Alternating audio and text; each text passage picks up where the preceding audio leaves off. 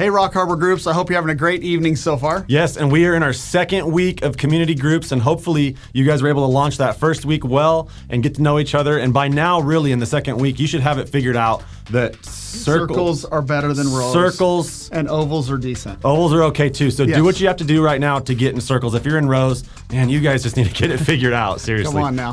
Hey, by this point in the evening, you probably already had your snack. I hope it went well. I hope it wasn't a snack fail, one of those Pinterest fails. Those can be bad. But if it was, act like it's just fine and then sign up to bring snack next week. Yeah. That's a great way to solve that problem. Get involved in that for sure. Hey, speaking of snacks, we have those dessert nights coming up for our time, and we've sent an email specifically to your group to let you know when we would love for you to be there. There's a little RSVP button in that email. If you haven't done that yet, let us know. And it's super important that we're all there together because we want to share the deeper vision about our time. And we can't do that every Sunday morning. So we want to get us all together. We're going to have some connection time, and it's going to be great. It's going to be a great night.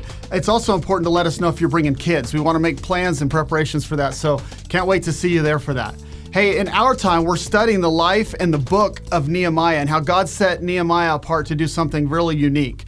In chapter 1, verse 3 through 4, it says, "And they said to me, the remnant was there in the province who had survived the exile, which is in great trouble and great shame." So Nehemiah's home country is going through some difficult things. See, the wall of Jerusalem's broken down and its gates are destroyed by fire. As soon as I heard these words, I sat down, I wept, I mourned for days, and I continued fasting and praying before the God of heaven. Nehemiah's heart was broken. He is praying with passion for his home country. I mean, he had a great situation. He was a cupbearer, he had a great job, but God moved in his heart for his home country to do something about the discouragement and the troubled times that were going on there. Yes, and Sunday, Keith talked about the 26.2 marathon prayer drive during the message, and it was awesome. And I kind of had this idea when I heard you talking about that. What if we had every community group get in their cars and literally race around the city, 26.2 miles, just rubber meets the road, just going for it. Hey, if you ain't rubbing, you ain't racing. Just NASCAR style, get out there and do it. Oh, you are a redneck. Ricky Bobby. Like, you're a redneck. Okay, for real though. Hey, we gave out a prayer journal on Sunday. If you didn't get one, those are available at the office anytime, at any service, or you can download it online as well off of our website. But we would love for you to be able to have the opportunity to walk through this in prayer. Prayer is a catalyst for us as a ministry.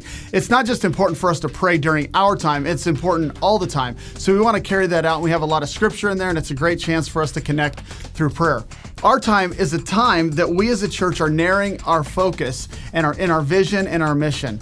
And so we're inviting you into that story. And we're going to be personalizing all that Nehemiah went through, his journey, this example, into our own personal calling. Yeah, and so we want you to ask this question in your group. Right when you shut this video off, ask this question, go around and discuss this. And that is, when you think about the community that we're in, this valley that God has us in, what breaks your heart for this community? And maybe for you, it's orphans, or maybe it's strengthen our families, or maybe it's refugees, but spend some time talking about what that is for you.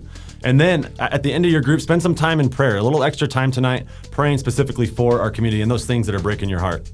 Yeah, Rock Harbor, we're in a very unique time as a church. It's our time to build more than just a building. We've been called to build lives for such a time as this. Yeah, we actually need a building though too. We had to bring in like 100 chairs last week and Sunday. That's a good point. If you could show up at the 9 o'clock service, we would be so grateful. Thank you so much. Donuts.